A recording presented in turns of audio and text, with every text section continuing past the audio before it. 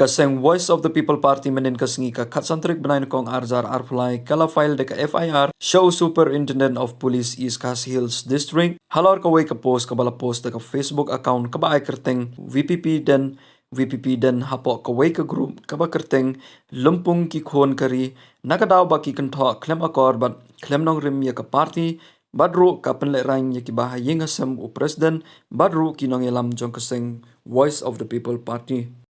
People Party nilai wan sinis po SP office ban ujor dak FIR halor kawai ka post kabla tho dak kawai ka account ju breu ne ka breu bai ka teng BPP den ba jakani ka post ula saphang akawai ka group ka ba khot ka lumpung ki khon kari te kani ka post ka ba ula tho di persya ya MLA jo kan kram constituency ba Arden mila ba semoi badai u Presiden juga Voice of the People Party.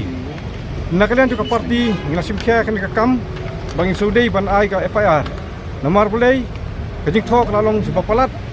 bakalong kitian ki bakam akor ki bala penthok dia ya kalong renyang jong i. Ban amdi tangkata. Kelak tak mat yong ru ya ka yeng kesang jong i ya ka konstitusi ya ka parti ba ya ka ri jong i berkawe. Teror kan ni layo ban wan ai sistem tawat laming mi kendu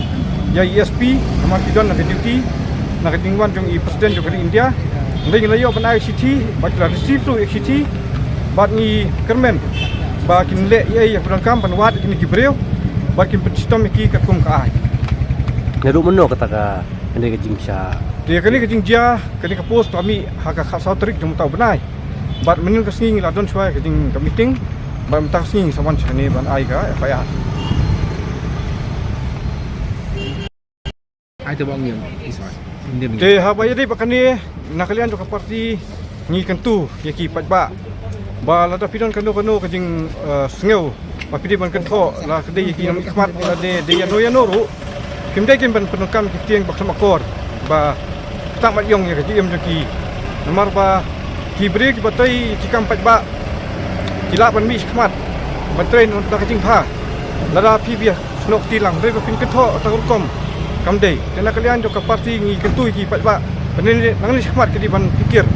telkom ban tho kumtu baru ya kalian jo ka ta pulit bat ka ki bosor ka mo makin dapat kan ya kan telkom penokam ki beri social media agni ki kenti pamata namar ba boy social media ka harap ki babun kiliang ban penpau ki ndrei ba kata pada ya ka personal life jong ki beri nani ban kentho ya bom dei ban jeler Ambil kerkom, bat ni di ban long pikir kan ke mentah. Boleh sibun.